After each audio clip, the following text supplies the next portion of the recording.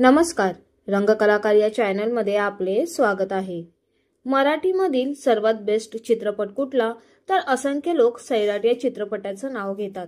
हा चित्रपट आजही घरोघरी पाहिला जातो। या चित्रपटात आंतरजातीय प्रेम विवाह करणाऱ्या जोडप्याचा शेवट कसा होतो हे दाखवण्यात आले। भारतातील गावांमध्ये आजही सैराट सारख्या भयानक घटना पाहायला मिळतात।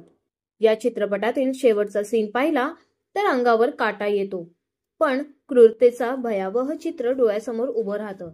नागराज मंजुळे यांनी या चित्रपटाच्या शेवटी त्या लहान बाळाला रक्ताने माखलेल्या पायाने रडताना घराबाहेर पडताना दाखवलंय। या लहान बाळाला नेमकं आपल्याला काय करायचं आहे हे सांगणे कठीण होतं। ते बाळ आईशिवाय कुणाशीही संवाद साधू शकत नव्हतं।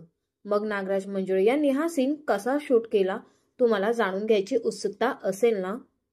या चित्रपटाच्या शूटिंगच्या वेळी तो लहान मुलगा आपल्या आई वडिलांसोबत कलाकारासोबत एकत्र राहिला होता, कारण त्या बाळाची इतर कलाकारांशी ओळख नव्हती।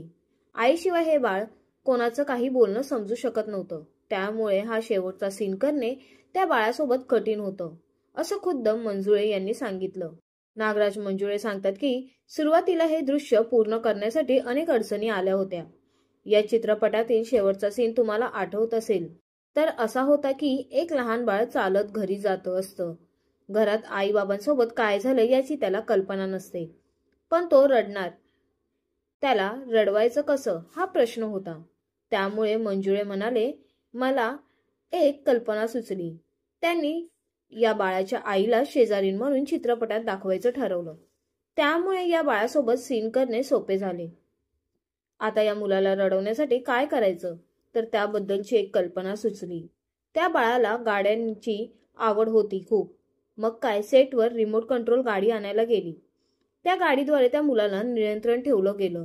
नागराज स्वतः गाडीला रिमोटने चालवायचे आणि मुलाला त्याच्या दिशेने घेऊन जायचे। ज्यावेळी मुलाला रडवायचे होते तेव्हा नागराज त्यांनी गाडी उलट फिरवून मुलाला शेजारणीकडे परत पाठवले।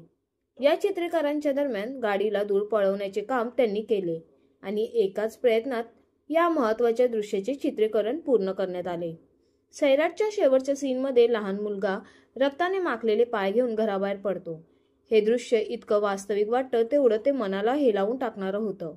रक्ताचे ठसे दाखवताना नागराज मंजुळे यांना खून कसा झाला हे दाखवायची गरज नव्हती, कारण त्या ठशांनाच त्या क्रूरतेचे आणि गुन्ह्याचे प्रतीक बनवता आले पाहिजे। या दृश्याने प्रेक्षकांना सुन्न करून सोडलं। चित्रपटगृहाबाहेर पडताना संताप आणि अनेक प्रश्न त्यांच्या मनात निर्माण करण्यात मंजुळे यांना यश आलं। सैराट हा चित्रपट आपल्याला कसा वाटला हे आम्हाला कमेंटद्वारे नक्कीच कळवा आणि अशाच नवनवीन अपडेटसाठी आमच्या चॅनलला सबस्क्राईब करा आणि व्हिडिओंना लाईक करा। धन्यवाद।